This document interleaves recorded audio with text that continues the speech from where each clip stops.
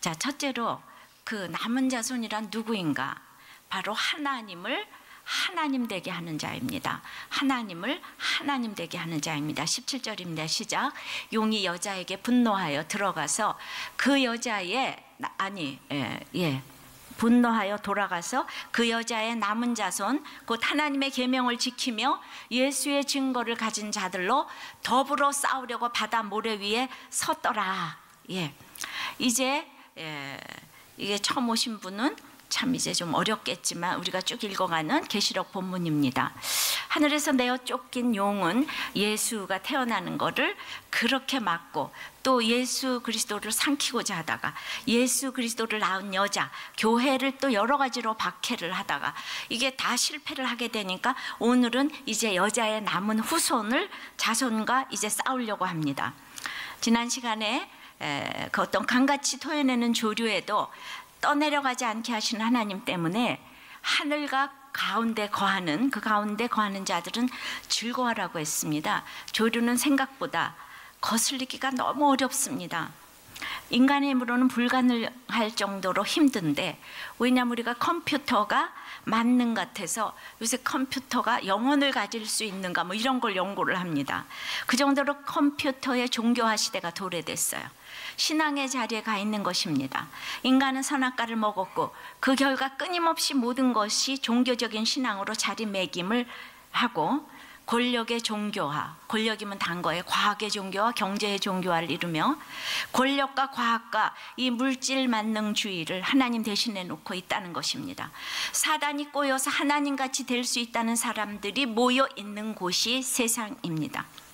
근데 용이 그 여자의 남은 자손 하나님의 교회 공동체에 오늘 보니까 엄청난 적대감을 지금 가지게 되는데 지난주일에 12절에 하늘과 그 가운데 거하는 자들이 즐거워하기 때문에 이 공동체에 속하는 사람들은 사람이 권력을 가지고 돈을 가지고 하나님같이 되는 것이 아니라고 하나님만이 하나님이 되신다고 하니까 그 때문에 자기의 공격이 다 실패로 돌아갔다고 생각하고 그 분노의 감정으로 오늘도 그 남은 후손과 싸우려고 선 것입니다. 그러니까 용이 전쟁을 일으키는 대상은 그 교회, 여자가 아니고 여자의 후손, 교회의 후손. 교회가 우리가 이제 오늘 다 죽어도 또 계속해서 교회가 이어져 가기 때문에 이 문구를 정확하게 번역하면 창세기 3장 15절에 여자의 후손, 여자의 씨의 후손, 즉 그리스도의 후손들이는 것입니다. 그러니까 요한계시록에 나타난 이 저들의 존재는 14만 4천에 속하는 인침받은 자들을 의미하고 구원받은 총수를 나타내는 상징적 수의 백성들입니다. 바다 모래 위에서 전쟁을 할 것이라고 했는데 수많은 인류가 생존하는 역사의 현장을 가르치는 것이 바다 모래 위입니다. 바로 수없는 이 땅의 전쟁에서 이 전쟁을 땅에 사단의 전쟁이 아니고 하늘의 전쟁으로 이제 바꾸어서 즐거워하는 자들을 그리스도의 남은 자손이라고 하는 것입니다. 우리도 바로 그 남은 자손인 것입니다. 두 번째 남은 자에게 남은 고난이 있습니다. 지금은 본인과 부모들이 항의하겠지만 어렸을 때는 선생님들이 심부름 시키면 다 부러워하고 막 질투와 시기까지 했어요. 그죠? 요새는 모르겠어요. 요새 하도 세대가 수상해가지고. 그러나 바울은 그리스도를 위하여 성도들이 받는 고난을 영광으로 생각했으며 충성 때에 여겨 직분을 주셨다고 기쁘게 생각했어요. 골로새서 1장 24절은 이제 너희를 위하여 받은 괴로움을 기뻐하고 그리스도의 남은 고난을 나의 몸된 교회를 위하여 내 육체에 채우노라. 그런 것처럼 하나님의 성자이신 그리스도께서 우리의 죄 때문에 그 극악한 죄인이 받는 만고의 이 치욕적인 십자가의 형벌을 받으신 그 고통을 생각할 때 우리가 이 땅에서 어떠한 공고와 실패와 환난도 감당해야 된다는 것입니다.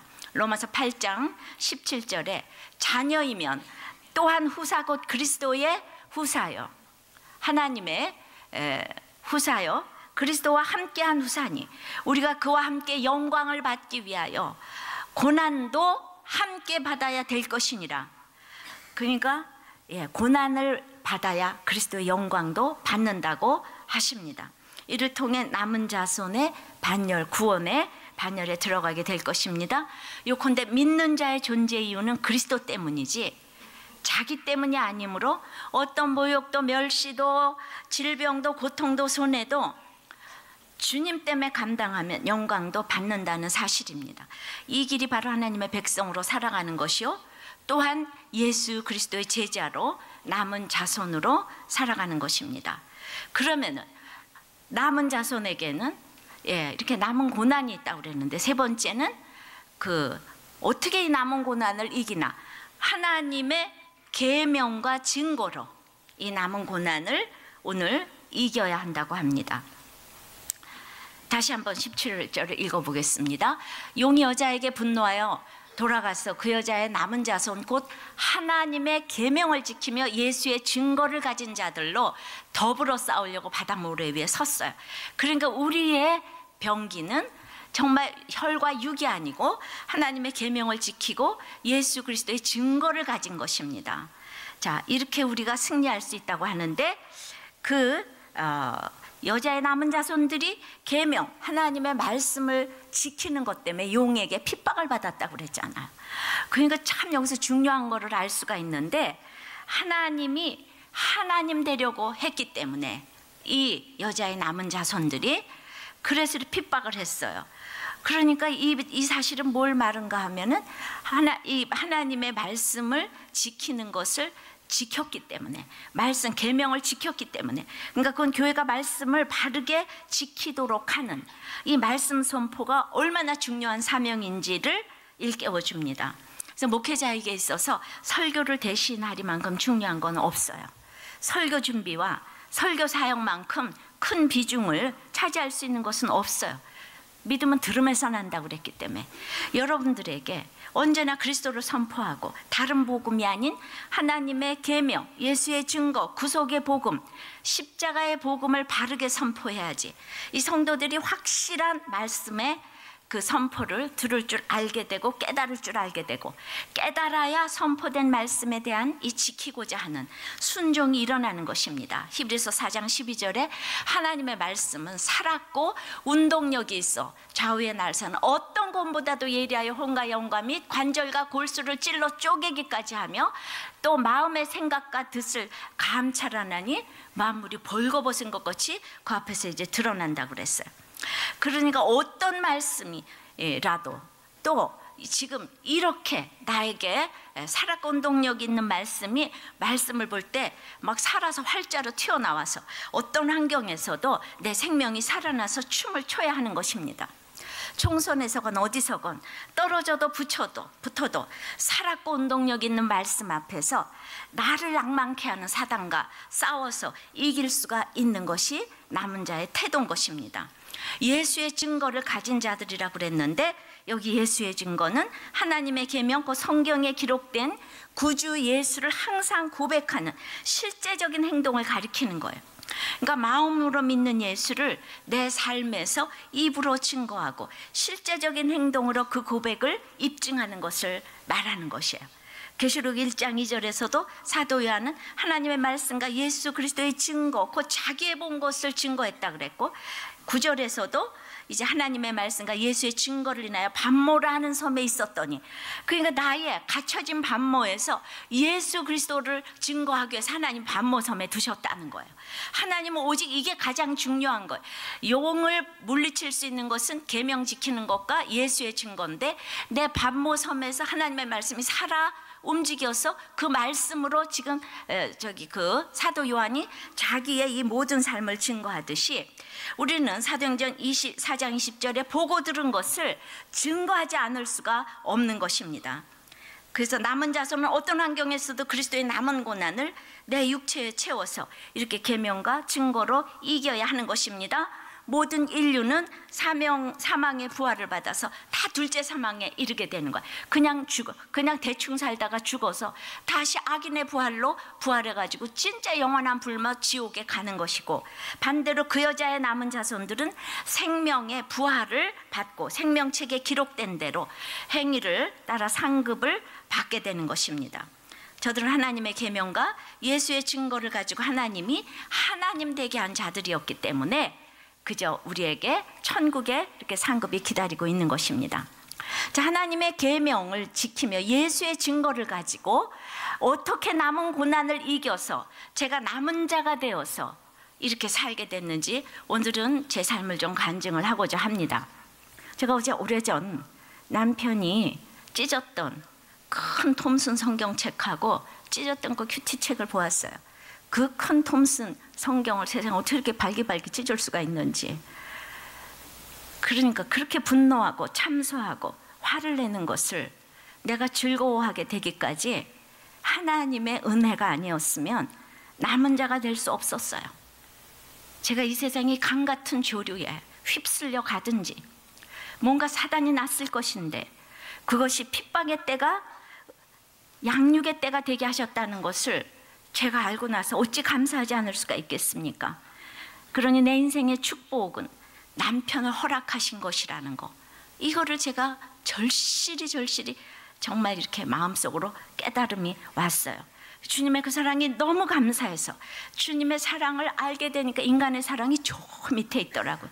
그래서 그 사랑하고 비교할 수 없는데 그래도 내가 어떻게 표시를 해야 되잖아.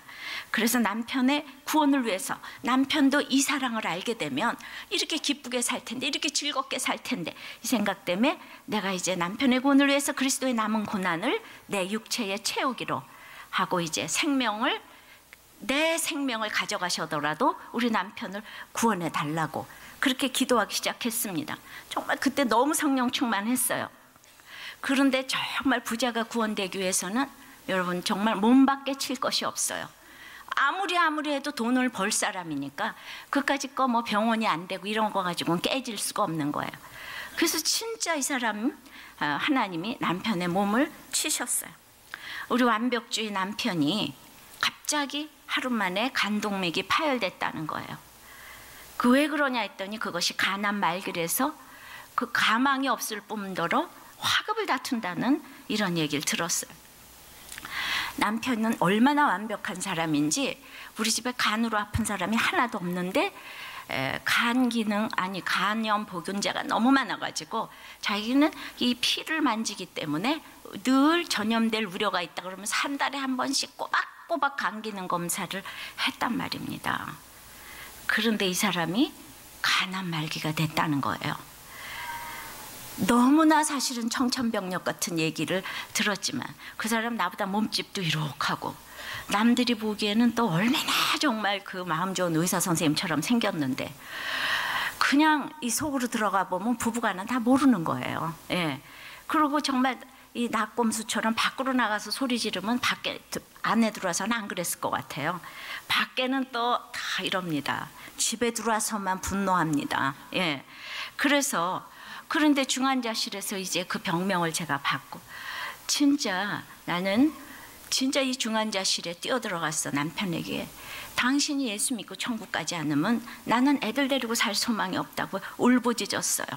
근데 그때 그 남편의 그 한마디 회개의 말이 결혼 생활 전체 산말보다 너무나 파워풀해서 지금까지도 그 한마디로 사역을 하고 즐거워하면서 살아가는 힘이 되고 있는 것입니다.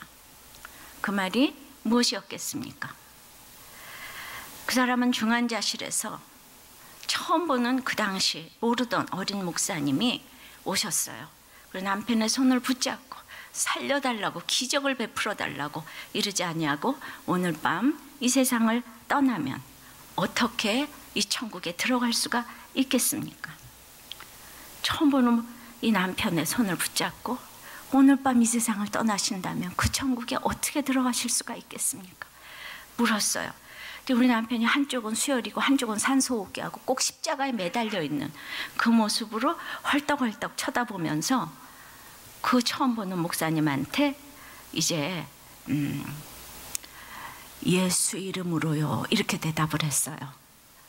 진짜 막 헐떡헐떡 숨을 쉬면서 그러면서 처음으로 목사님, 제가 믿음이 없어서 교회를 안 나간 것이 아니고 제가 죄를 지어서 교회를 못 나갔습니다. 목사님은 제 직업을 아십니까?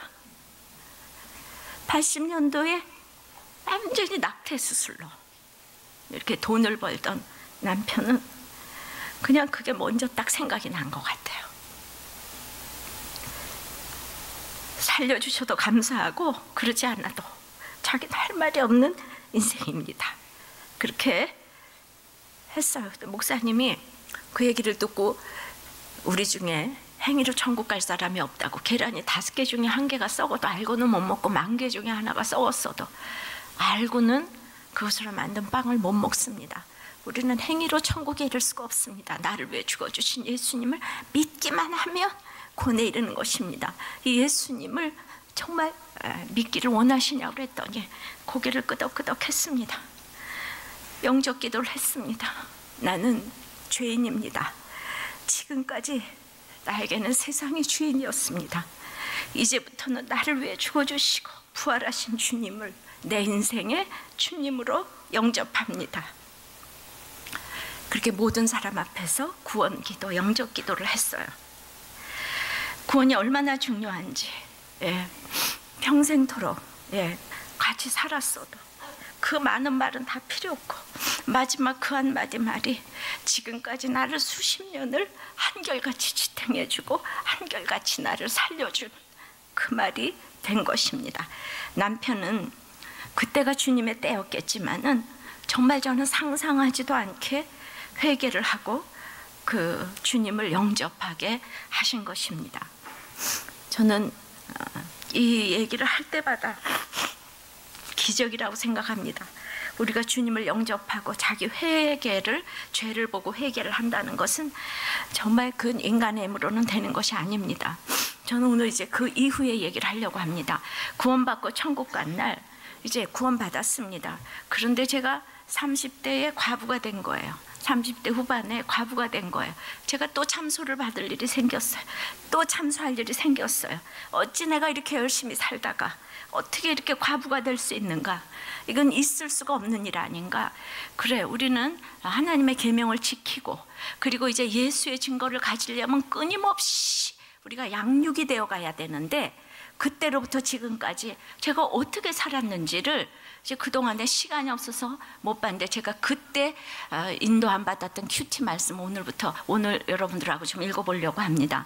에스겔 그 18장 23절에부터 32절까지 제가 좀 빨리 읽어보겠습니다. 에스겔 18장 23절서부터 32절. 나 주여가 말하노라, 내가 어찌 악인에 죽는 것을 조금이들 기뻐하랴. 그가 돌이켜 그 길에서 떠나서 사는 것을 어찌 기뻐하지 아니하겠느냐. 만일 악인이 돌이켜 그 위에서 떠나서 범죄하고 악인 행하는 모든 가증한 일대로 행하면 살겠느냐. 그 행한 의로운 일은 하나도 기억함이 되지 아니하리니 그가 그 범한 허물과 그 지은 죄로 인하여 죽으리라. 그런데 너희는 이르기를 주의 길이 공평치 않다 하는도다. 이스라엘 족속아 들을지어다. 내 길이 어찌 공평치 아니하냐. 너희 길이 공평치 않은 것이 아니냐. 만일 의인이 그 의를 떠나 죄악을 행하고 인하여 죽으면 그 행한 죄악으로 인하여 죽는 것이요, 만일 악인이 그 행한 악을 떠나 법과 의를 행하면 그 영혼을 보전하리라. 그가 스스로 헤아리고 그 행한 모든 죄악에서 돌이켜 떠났으니 정령 살고 죽지 아니하리라. 그런데 이스라엘 족속은 이르기를 주의 길이 공평치 않다는도다. 이스라엘 족속아, 나의 길이 어찌 공평치 아니하냐. 너희 길이 공평치 않은 것이 아니냐. 나 주 여호와가 말하노라. 이스라엘 족속아, 내가 너희 각 사람의 행한 대로 국문할지라. 너희는 돌이켜 회개하고 모든 죄에서 떠날지어다. 그러한즉 죄악이 너희를 패망케 아니하리라. 너희는 범한 모든 죄악을 버리고 마음과 영을 새롭게 할지어다. 이스라엘 족속아, 너희가 어찌하여 죽고자 하느냐. 나 주 여호와가 말하노라. 죽는 자의 죽는 것은 내가 기뻐하지 아니하노니 너희는 스스로 돌이키고 살지니라. 아멘. 그날 이것이 이제 남편 간 날의 큐티 내용이었어요. 여러분들 이제 금세 무슨 말인지 모르겠지만은 제가 이게 너무 불공평하지 않아요? 하나님 어렸을 때부터 나는 모범생으로 살아왔는데 왜 나한테 이렇게 계속 힘든 일만 가져다 주십니까? 그렇게 생각을 지금 하고 있는데 하나님이 질문 대답 다 하셨어요. 악인의 첫째는 스스로 헤아리고 돌이켜 떠났으니 정령 살고 죽지 아니하리라. 천국 갔다고 확신을 해줬죠. 그 다음에 악인처럼 보였지만은 한 가지 예수를 믿은 이것 때문에 영혼을 보존했대요. 근데 어떤 사람은 의인처럼 보였지만 마지막에 예수를 저주하고, 막 우리가 어떤 장로님은 너무나 아파가지고 예수님을 저주하고 돌아가셨대요. 그러니까 마지막에 의를 행하지 않아 죽는 것도 공평하대요.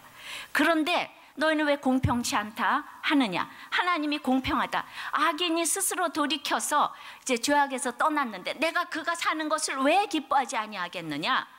그러니까 그가 마음과 영을 새롭게 해서 돌이켜서 살았는데 네 남편이, 이스라엘 족속아 네가 어찌하여 죽고자 하느냐? 제가 막 죽고자 하잖아요. 이 또 과부가 돼가지고 죽고자 하잖아요. 그러면 너는 니네 남편의 구원을 위해서 그렇게 애통하고 기도했는데 그가 마음과 영을 새롭게 해서 돌이켜서 살았는데 네가 죽고자 한다면 네가 기도한 것 같지 아니냐? 내가 죽는 자의 죽는 것은 기뻐하지 아니하노니, 예수 없이 죽는 것은 기뻐하지 아니하노니 너는 스스로 돌이키고 살지니라. 질문 대답 다 해주셨어요, 주님이. 그러니까 우리는 그냥 어떤 사람이 1년 만에 돌아오고 뭐 10년 만에 돌아오고 내가 고난을 당하면 한 달 만에 돌아오는 사람도 있는데, 제가 이제 진짜 남편의 이 시신 앞에서 우리 집에서 장례식을 치렀거든요. 엘리베이터 없는 5층 집에서. 그러니까 똑같은 안방에 하루 만에 남편이 시신이 돼서 딱 누워있는데 그 문갑 위에 성경이 있고 이 큐티 본문이 있는 거예요. 오늘 말씀을 주님이 뭐라고 하시는가? 그러니까 내가 사단이 나를 지금 밀가부로도 나를 지금 이제 격동시키고 있는데 이 예수의 말씀을 지키고 정말 하나님의 계명을 지키고자 이날 말씀을 뭐라고 하나 했더니 오늘 이 말씀이 이렇게 있는 거예요. 할렐루야. 그러니까 남편이 살아나서 구원됐다, 거기까지는 내가 이렇게 살지 못하죠. 이렇게 하나님의 말씀을 정확하게 해석을 받았던 것입니다. 하나님의 말씀은 살았고 운동력이 있어서 어떤 날 생것보다도 예리하여 혼과 관절과 골수와 영을 찔러 쪼개기까지 해서 만물이 벌거벗은 것 같이 그 앞에 드러난다고 그랬으니까, 내가 하나님이 나를 알아줘가지고 남편을 위해서 생명을 내놨는데 남편과 한 날 하나님이 또 나를 알아주시는 거예요. 할렐루야. 내가 네 남편 죽는 거 다 안다. 얘 걱정 말라. 천국 갔다. 그리고 이 일은 공평한 일이다. 너 불공평하다고 생각하지 마라. 그는 천국 갔는데 마음과 영을 돌이켜서. 이러한 인도함이 어디 있겠어요. 살았고 운동력이 있으니까 활자가 돼서 튀어나와가지고 내가 춤을 추게 하지 않았겠습니까? 그 남편 간 날 남편 구원되다 할렐루야 그러고 느낌표를 몇 개나 했는 줄 아세요? 큰일 났다, 난 이제 남편 죽었다, 과부다 이렇게 써놔야 되는데 이런 놀라운 역사가 일어난 것입니다. 남편 죽은 사람이 한둘이겠습니까? 이 세대에 제 설교를 듣는 모든 사람들 중에서 진짜 과부가 한둘이겠습니까? 그러나 제가 또 과부도 60대 과부도 아니고 30대 과부였다 이거죠. 근데 어떻게 살아날 수가 있겠어요? 그러나 하나님께서 이렇게 저를 살려주신 것입니다. 19장입니다. 14절이에요. 불이 그 가지 중 하나에서부터 나와서 그 실과를 태우니 권세 잡은 자의 홀이 될 만한 견강한 가지가 없도다. 이것이 애가라. 후에도 애가가 되리라. 근데 그날 보니까 과부된 이날 과부 본문이 나오는데 유다의 마지막 세 왕이 다 악해가지고 다 전쟁에 져가지고 바벨론 포로로 가게 되니까 전쟁마다 져서 과부의 울음소리가 천지를 진동을 하고 있는데, 그런 제가 과부가 되지 않아요. 그런데 권세 잡은 자의 홀이 될 만한 견강한 가지가 없다. 너는 과부가 돼서 우니? 넌 이 권세 잡은 자의 홀은 예수님이에요. 구속사 쪽으로. 넌 이미 예수님을 신랑으로 삼고 있는데 그 예수님하고 비교되는 남편은 이 세상에 없단다. 맞는 것이요. 어떤 사람은 이 사람처럼 사람을 하나님 자리에 갖다 놓으니까 남편이 죽으면 따라 죽어야 되고, 또 남편을 사람처럼 보니까 이제 또 무시하는 사람은 남편이 죽으면 지게꾼이라도 있으니까 또 있어야 된다 그러고, 언제나 사람만 생각하니까 이제 언제나 불평하는 것이에요. 그러니까 하나님을 하나님 자리에 놓았기 때문에 넌 이미 예수님이 남편이지 않니? 예수님과 비교되는 남편이 어디 있겠니? 이제 이것이 애가인데 후에도 애가가 되리라. 제가 그때 생각할 때 30대 후반에 내가 권세 잡은 자의 홀이 될 만한 견강한 가지가 없다. 그러니까 예수님만한 신랑이 없다. 근데 이것이 애가라 그랬으니까 저는 그때 이미 하나님은 내가 예수님의 부인으로 살기를 원하시는구나. 그때 인도함 받았어요.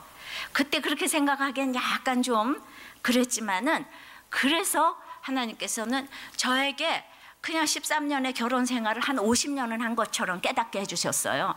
왜냐하면 남들은 하루에 1시간 남편 보는데 저녁에 들어와서 정말 하루 종일 병원하면서 보게 되니까 정말 2번 다시 결혼은 안 하겠다 이런 생각이 그때 제가 있었거든요.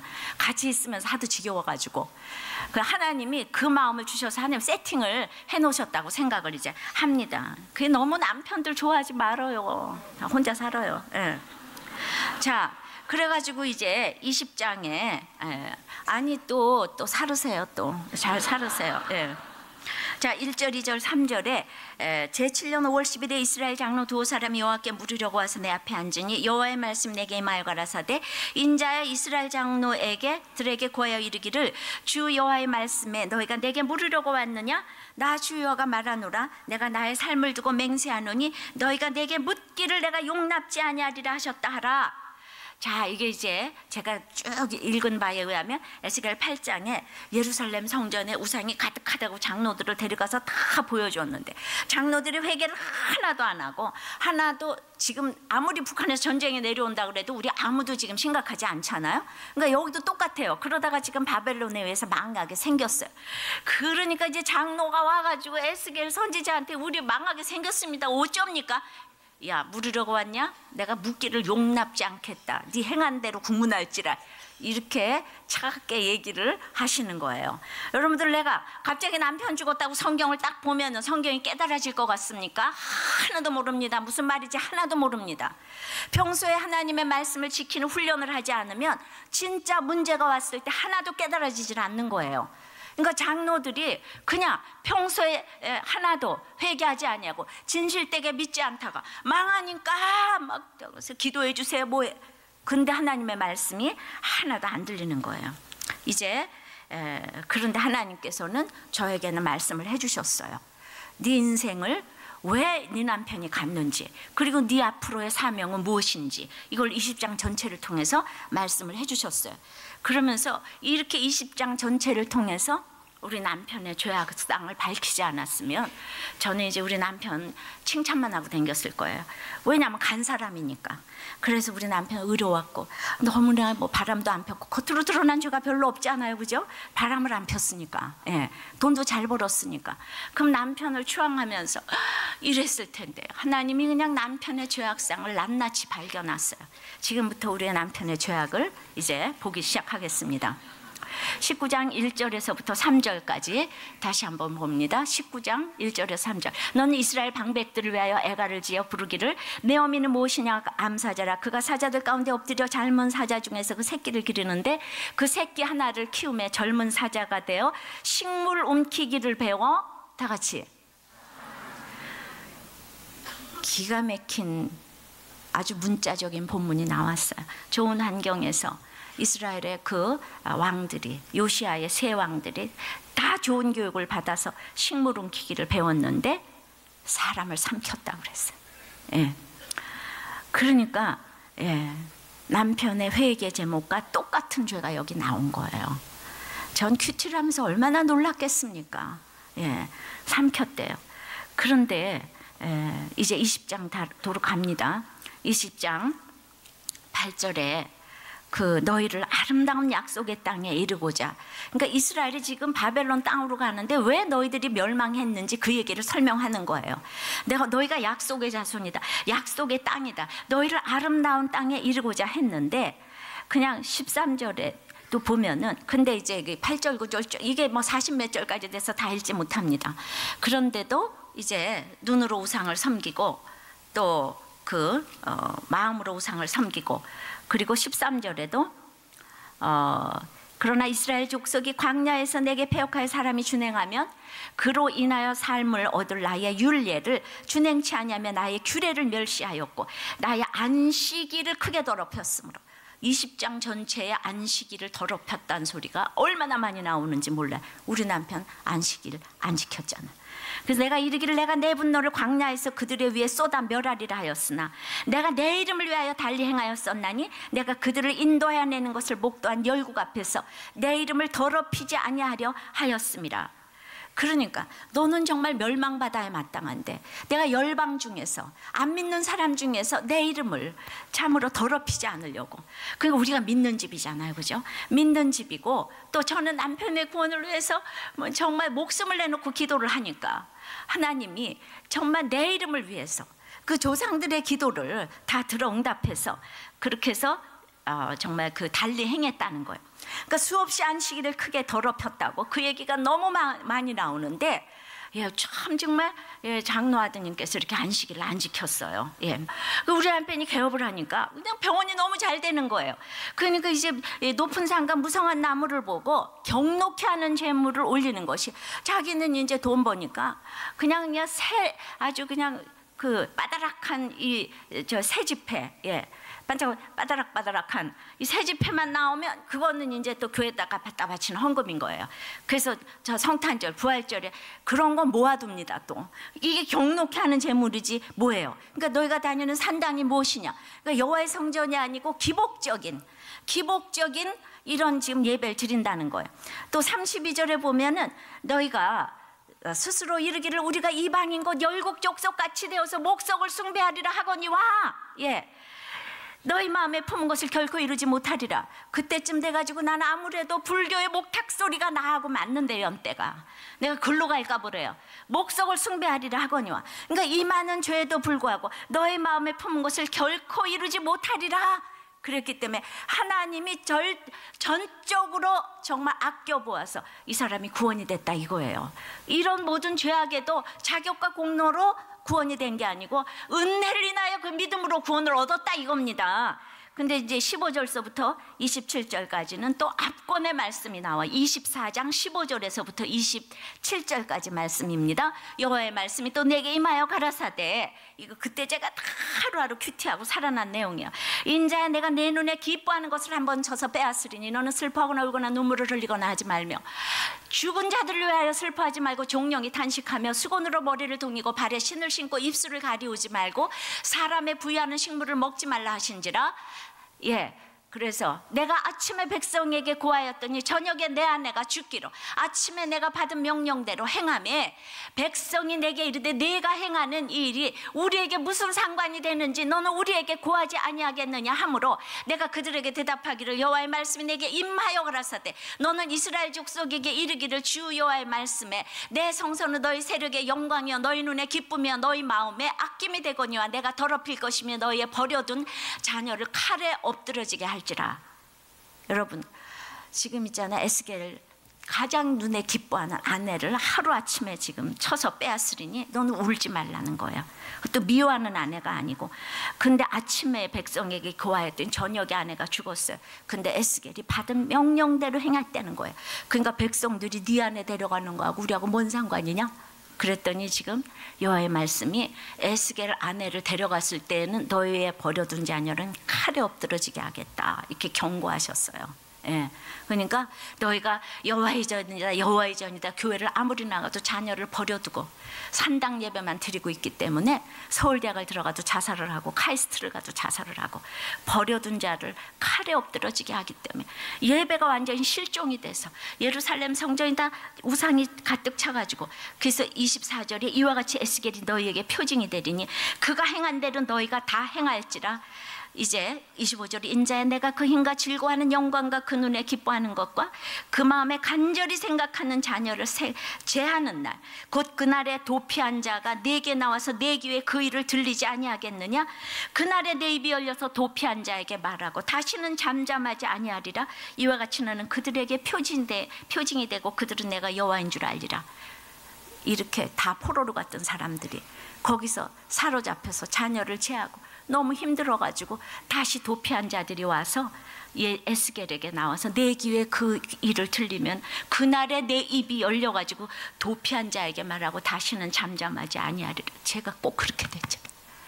이 사로잡힌 자들이 저한테 와서 다 귓속말로 힘들다 그러면 내가 이날서부터 남편이 간 이날서부터 잠잠하지 아니하리라. 이와 같이 너는 그들에게 표징이 되고 그들은 내가 여호와인 줄 알리라. 하나님이 하나님 되게 하시는 인생을 살게 하신 줄을 믿습니다. 그러니까 저에게 사명까지 다 줬어요. 제가 나보다 좀 대단한 사람이 나하고 똑같은 일을 겪으면 너무 위로가 되는데, 내가 발바닥도 못 따라갈 에스겔 선지자가 나하고 똑같은 일을 계속 겪어가는 거예요. 이게 얼마나 제가 살았고 운동력 있는 말씀, 이 말씀의 위력이 깨달아지십니까? 와서 닿습니까? 제가 이렇게 큐티하고 살았어요. 이거를 장례식에서 목사님 설교 한 번 듣고 어떻게 깨달을 수가 있겠어요? 자립신앙이 얼마나 중요한 건지. 이렇게 해서 제가 이걸 모두 예수의 증거로 가르치는, 모든 사람들에게 도피한 자에게 잠잠하지 아니하고 내가 말씀 계명을 지키고 이제 예수의 증거로 다른 사람들을 살리는 그 일까지 나가게 된 줄을 믿습니다. 이제 이겨서 남은 자가 됐어요. 예수 그리스도의 후손이 됐습니다. 때마다 말씀과 증거가 없으면 사단의 밥이 되는 것은 시간 문제인 거예요. 제가 얼마나 연약하고 얼마나 남의 말 잘 듣는데 이 말씀이 없었으면 10중 8구 연민에 젖어가지고 마음 버리고 몸 버리고 돈 버리고 그 인생이 됐을 것이에요. 그래서 예수님은 누구보다도 나를 위해 십자가에서 죽어주시고 부활하셨다고 믿습니다. 부활하지 않으셨다면 증거가 힘을 얻을 수가 없는 것이에요. 남편이 죽은 것은 내가 죽은 것과 마찬가지인 거예요. 부부는 한 몸이기 때문에 좋거나 나쁘거나 상실감에 몸부림치고 이 땅에서 수치를 당하는 것이 이렇게 과부가 되면 반쪽이 없기 때문인 거예요. 내가 아무리 모든 것을 갖췄어도, 내가 50점을 갖췄고 10점짜리 남편이 있어도 부부가 함께 살아야 되는 거예요. 그래서 고아와 가부를 가장 불쌍히 여기라고 하는 거예요. 하여튼 이혼을 하면 그 다음서부터 우리는 주홍 글씨 달고 댕겨야 되는 거예요. 아무리 못났어도 그 10점짜리 남편 아내가 내 옆에 있어야 되는 거예요. 근데 내 신랑 되신 예수님이 지금 나의 신랑으로 좌정하시니까 주님의 남은 자가 되어서 입이 열리고 표징이 되는 인생을 살게 하시는 줄을 믿습니다. 나는 생명을 내놓고 남편의 구원을 얻었기에 늘 지금도 덤으로 사는 인생을 제가 사는 인생인 것을 알아요. 제가 남편을 위해서 생명을 내놨잖아요. 근데 아직도 하나님이 저를 살려주고 계시잖아요. 그러니까 저는 하루하루가 덤으로 사는, 그러니까 이 사명을 제가 어떻게 잊을 수가 있겠어요. 한 사람이라도 주님 앞으로 인도하고자 하는 그 마음으로, 두렵고 떨림으로 마지막까지 남은 자손으로 그 길을 잘 가려고 합니다. 여러분들도 이 길을 저하고 같이 가셨으면 좋겠어요. 어떤 경우에도 그리스도의 남은 자가 되지 못하면 이 땅에서 얻을 것이 하나도 없고, 이제 우린 날마다 싸우고자 하는 사단과 다를 것이 하나도 없습니다. 하나님은 교회로 하여금 사단의 물리적인 박해는 허락하시지만 반드시 영적으로 양육하고 보호하십니다. 영원한 영생이 보장되어 있는 남은 자손이 되고 싶지 않으세요? 말씀을 맺습니다.